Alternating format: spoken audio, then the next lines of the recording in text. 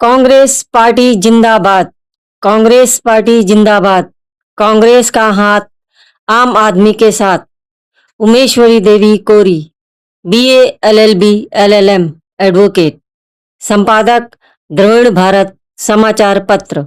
Mobile number 9005204074, 8756157631। 229 राठ विधानसभा, जिला Congress committee Hamirpur. दलित पिछड़ों के उत्थान में कांग्रेस की ऐतिहासिक भूमिका। विचार गोष्ठी। मुख्य वक्ता डॉक्टर पंकज श्रीवास्तव, प्रवक्ता एआईसीसी। दिनांक 19 अप्रैल 2026, दिन रविवार। समय सायं 4 बजे। स्थान प्रदेश कांग्रेस मुख्यालय लखनऊ। इसलिए अचानक संविधान नहीं बना है। संविधान हमारे भारत के लंबे स्वतंत्रता संघर्ष के संकल्पों की उपज है। और 1932 में आप जानते हैं पूना पैक्ट के जरिए तय हो गया कि जब भारत आजाद हो जाएगा तो इस देश में जो अनुसूचित समाज है, जिसका आधार अस्पृश्यता है, और जो आदिवासी समाज है, उसको दोनों को मिलाकर 22.5% उनको आरक्षण दिया जाएगा। ये तय हो, ये सिद्धांत तय हो गया, बाकी चीजें बाद में तय हो। और जो लोग कहते हैं कि 10 साल के लिए रिजर्वेशन था, वो जान लें कि 10 साल के लिए केवल राजनैतिक प्रतिनिधित्व का रिजर्वेशन था। और हर 10 साल बाद उसमें प्रस्ताव आता है संसद में, उसको बढ़ाया जाता है। लेकिन बाकी जगह नौकरियों में आप सोचिए, अगर सार्वजनिक क्षेत्र नहीं होता तो दलित समाज को कहां नौकरी मिल सकती है? आज जिस तरह मोदी जी सारे सार्वजनिक क्षेत्र को खत्म करते जा रहे हैं, तो किसका सबसे ज्यादा नुकसान होगा? वो भंडारा करा दे रहे हैं, किसी की मूर्ति स्थापित करके जश्न मनवा दे रहे हैं, लेकिन सार्वजनिक क्षेत्र खत्म कर दे। तो जब सार्वजनिक क्षेत्र खत्म होगा तो क्या नुकसान होगा? अभी आपने सामने बताया कि 70,000 जो लोग आते थे, अब 7,000 हो गया। जो एक सुरक्षा थी, वो सुरक्षा आपके भविष्य की सुरक्षा थी, जिसमें पेंशन भी थी, जिसमें बीमा भी था, जिसमें आपकी पक्की नौकरी भी थी। ये कितनी बड़ी सुरक्षा थी। रात में आप चैन की नींद सो सकते थे। अब जब तलवार हमेशा आपके गर्दन पर टंगी हुई है, नौकरी कभी भी जा सकती है, तो आप एक भी नहीं प्राप्त कर सकते। तो अगर दलितों के लिहाज से देखें तो इतना बड़ा परिवर्तन आज कम से कम कुछ नहीं तो 10-12 करोड़ का मध्य वर्ग दलित समाज के बीच पैदा हुआ, जो इस देश के हर क्षेत्र में अपना योगदान दे रहा है।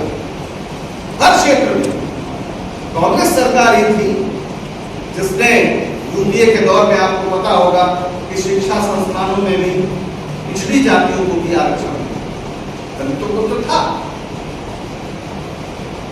पिछड़ी जातियों का आरक्षण पूरी तरीके से शिक्षा में जब गया तो फिर उसका असर नौकरी में आपको नजर आएगा। जैसा पहले कहा कि जब लोग पढ़े ही नहीं थे तो क्या होगा, आते कहां से? लेकिन मैं फिर अब और पीछे चलिए, आजादी के बाद क्या हुआ? मैंने बताया कि आरक्षण के प्रश्न और कांग्रेस के तमाम संकल्पों का क्या असर हुआ, लेकिन जमींदारी उन्मूलन। अब जमींदारी उन्मूलन से क्या हुआ? जमीन पर कौन काश्त करता है? सबसे ज्यादा जिनको आज हम ओबीसी कहते हैं, और ओबीसी वर्ण व्यवस्था में ओबीसी जैसी कोई चीज नहीं होती। ये एक संविधान निर्माण में रखा गया है। जो अस्पृश्य थे उनको आप अनुसूचित जाति में मानते हैं, बाकी जो शूद्र समाज के लोग थे, जिनको शूद्र कहा जाता था, उनके लिए अन्य पिछड़ा वर्ग शब्द का इस्तेमाल किया। सारी जमीनों पर वही लोग काश्त करते हैं। अधिया जिसको हम कहते हैं, बटाई जिसको हम कहते हैं, वो ज्यादातर पिछले समाज के लोगों के पास। और आज जो आप तरक्की देख रहे हैं, जिस स्तर की तरक्की देख रहे हैं, उसमें बहुत आगा पीछा भी है। कुछ लोग ज्यादा तरक्की कर सकते हैं, उसके बहुत से कारण हैं। वो सिर्फ जमींदारी उन्मूलन की वजह से संभव हुआ, क्योंकि जब जमींदारी खत्म हुई तो किन्होंने जमीनें खरीदी? किनको जमीनें दी गई, तो कौन लोग जमीन आसानी से प्राप्त कर सके। अगर आप इसका कभी अध्ययन करेंगे तो आपको पता चलेगा कि ज्यादातर जो पिछड़ी जातियां हैं उनको जमीनें मिली, उन्होंने खरीदी, और सरकार की ओर से जो भूमिहीनों के बीच वितरण हुआ उसका तो सीधा लाभ दलित समाज को। इमरजेंसी के लोग बहुत बुराई करते हैं, इमरजेंसी की भी गलत, उसमें कुछ गलतियां भी हुई, लेकिन ये भी सही है कि दलित और पिछड़े समाज के हक के लिए जितना प्रतिबद्ध होकर नौकरशाही ने उस समय काम किया था वैसा आसानी से संभव नहीं था। तो चाहे दलित समाज रहा हो, चाहे वो पिछड़ा समाज रहा हो, कांग्रेस के पूरे आंदोलन में एक नया देश बनाने की परिकल्पना, और उसमें यह था कि समता सबसे महत्वपूर्ण, बराबरी, एक ऐसा समाज जिसमें सबको बराबर का हक मिलेगा। आपको पता है इंग्लैंड वगैरह में 100 साल, 150 साल महिलाओं ने संघर्ष किया तब उन्हें वोट का अधिकार मिला, और भारत में डॉक्टर अम्बेडकर की कलम से एक दिन में सबको वोट का अधिकार मिला। सब यहां पर एनी बेसेंट 1917 में कांग्रेस की अध्यक्ष हो गई थी, एक महिला सरोजिनी नायडू हो गई थी, और महिलाओं को बराबरी के अधिकार के लिए बाकायदा संकल्प पारित हो गए थे। जब दुनिया इस बात की कल्पना नहीं कर पा रही थी, वहां पर लड़ाइयां हो रही थी कि हम अश्वेतों के साथ कैसा व्यवहार करें, हम महिलाओं में वोट दे न दे, यहां पर भारत ने उस सब का हिसाब कर लिया। तो आज जो आप बड़े पैमाने पर एक मध्यवर्ग का विकास देख रहे हैं, लोग सड़कों पर उतर के अपने मांगों के लिए लड़ रहे हैं, ये कांग्रेस की उसकी आंदोलन की देन। पिछड़ी जाति के मसले पर कांग्रेस ने नहीं किया। मैं आपको बताऊं, काका काले उस समय सबसे बड़ी बात थी, अगर आप ये भी ध्यान रखें तो लंबे समय तक ओबीसी वर्ग की तमाम जातियां थी जो अपने को क्षत्रिय कहलाने में गर्व करती, कि हम तो साहब क्षत्रिय हम है ही नहीं। लोग मानने को तैयार नहीं थी कौन है क्या है। तो ओबीसी कमीशन बना 1953 में काका काले करेगा, और उस आयोग के ही कई लोगों ने कह दिया कि ये आरक्षण जाति के आधार पर संभव नहीं है, आर्थिक पिछड़ेपन के आधार पर नहीं। तो डॉक्टर शिवदयाल कलसिया मेरा ख्याल लखनऊ गई थी, उन्होंने 67 पन्नों का अपना एक असहमति नोट लगाया, वो भी उस आयोग के सदस्य। तो जिस आयोग का अध्यक्ष ही उससे सहमत नहीं था, वो आयोग की रिपोर्ट कहां से लागू होगी। तो फिर ये राज्यों पर छोड़ दिया गया कि आप इसको अपने अपने तरीके से लागू करेंगे, और उसके बाद कई प्रदेशों में खासतौर पर जैसे बिहार में कटपुरी कानून के समय लागू हुआ। धीरे धीरे उस दिशा में चीजें बढ़ी, दक्षिण में तो 67% तक लागू हुआ। कहने का मतलब यह है कि निश्चित रूप से पूरे देश के निर्माण की जो कल्पना थी उसमें बहुत सी कमियां रह गई होंगी। और आज राहुल गांधी इस बात को कहते हैं कि पिछड़े समाज को लेकर जितना ध्यान देना चाहिए था, खासतौर पर प्रतिनिधित्ववाद के मामले में, उसमें कमी रही। लेकिन जो उनकी बुनियादी बातें थी, खासतौर पर उन्हें जमीनों का मालिक बनाना, उन्हें बराबरी का अधिकार देना, उन्हें देश के शासन प्रशासन की भागीदारी का रास्ता क्लियर करना, उसमें कांग्रेस मेरा ये कहना है, चाहे वो महिलाओं का प्रश्न हो, चाहे वो दलितों का प्रश्न हो, चाहे वो पिछड़ी जाति का प्रश्न हो, चाहे वो दक्षिण भारत के तमाम वो लोग जो भारत के साथ कभी रहने को तैयार नहीं थे, चाहे उत्तर पूर्व के लोग रहे हों, कांग्रेस पार्टी के उस आंदोलन के जरिए जो एक संविधान निर्मित हुआ, उसने इस देश के करोड़ों करोड़ों लोगों के अंदर ये विश्वास भरा कि ये हमारा देश है। ये पहली बार हुआ। उसके पहले क्या था, एक राजा आता था, उसकी तलवार चमकती थी, जितनी दूर तक वो घोड़ा दौड़ा पाता था उतनी दूर तक राज्य उसका हो जाता था। कोई उसका घोड़ा पकड़ लेता था तो या तो वो उसको मार देता था या वो उसको मार देता था, जो जीत जाता था उसका राज्य हो जाता। आज ये है कि सरकार आए जाए, आपके केंद्र में एक संविधान है, और संविधान में कुछ चीजें लिखी हुई हैं जिसके आधार पर ही आपको सरकार चलानी है।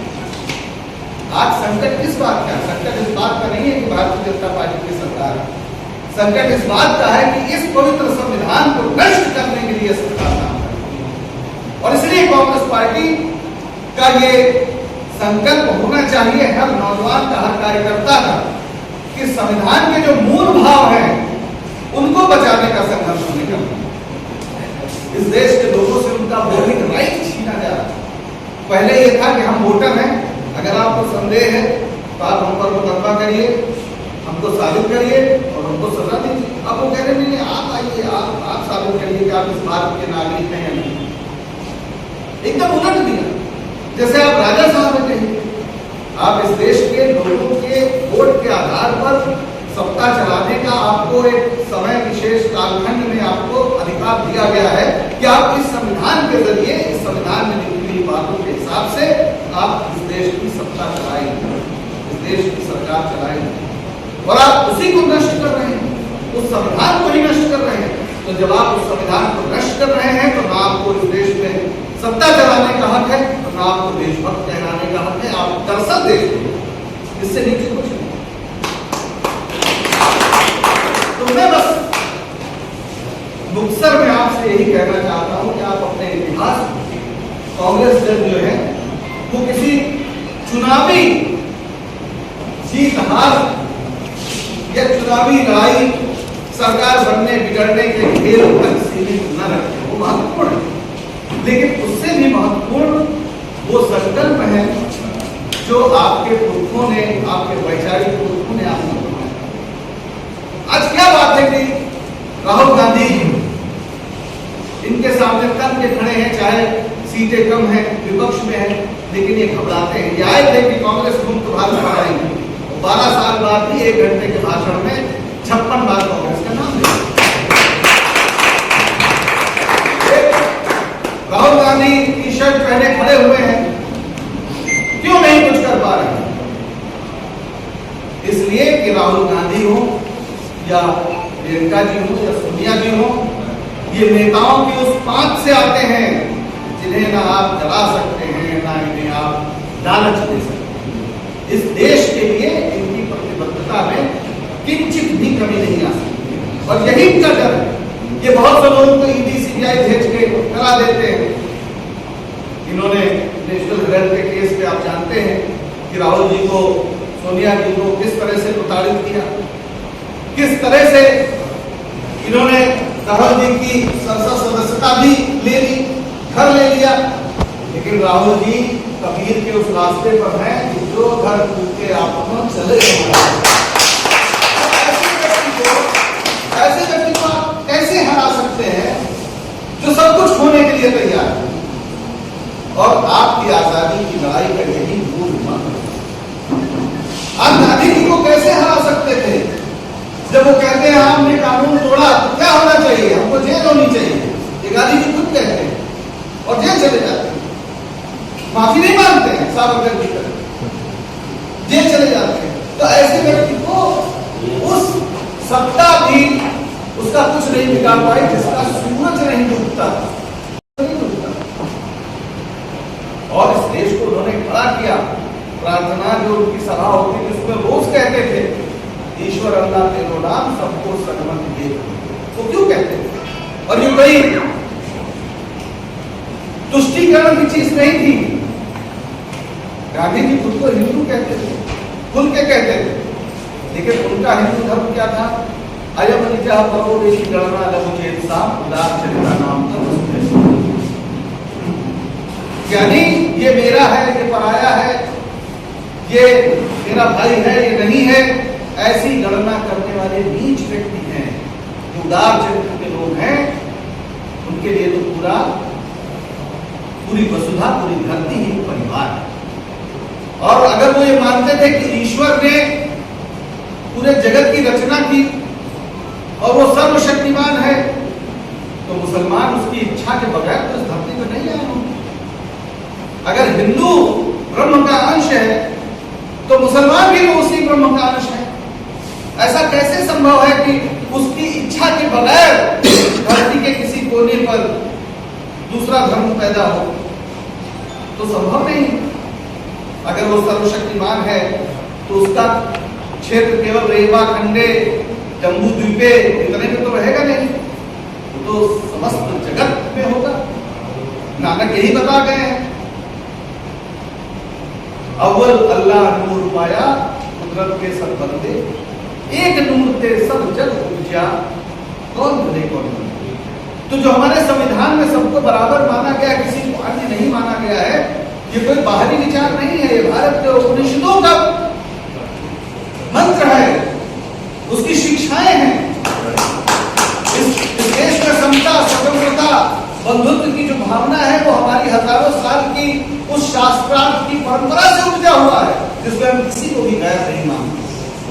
और ये जो हिंदुत्व अपने को कहता है कि दरअसल सिर्फ गैर ही नहीं मानता है, वो वर्ण व्यवस्था को भी बरकरार रखना चाहता है।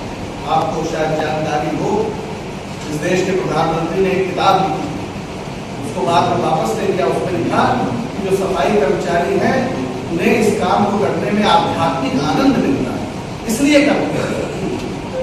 अब कोई बताए कि इस आध्यात्मिक आनंद से आप अपने को वंचित क्यों रख रहे हैं?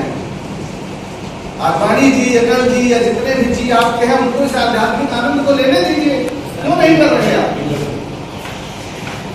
तो अंततः मैं इसलिए कह रहा हूं कि जब समता, स्वतंत्रता और बंधुत्व की बात होती है या समानता की बात होती है, तो इसलिए महत्वपूर्ण है कि सावरकर मनुस्मृति को हिंदू लॉ बता गए।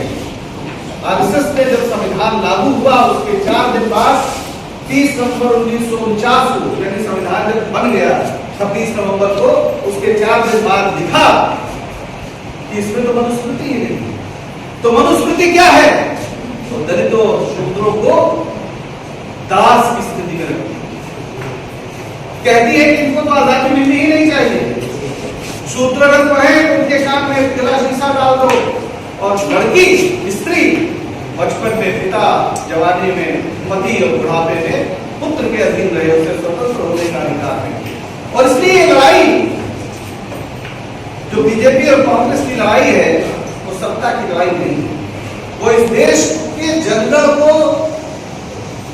श्रम करने वाली शक्तियों को, इस देश के निर्माण करने वाले दलित पिछड़े समाज के लोगों को, जो इस देश को सुंदर बनाते हैं, जो इस देश के लोगों का पेट भरते हैं, उनके हक अधिकार के पक्ष में खड़ी हुई एक धारा कांग्रेस का संघर्ष उनसे है, जो इन्हें सदियों तक गुलाम बनाए रखना चाहिए। डॉक्टर पंकज श्रीवास्तव, प्रवक्ता AICC के साथ अधिवक्ता उमेश्वरी देवी, संपादक द्रविड़ भारत।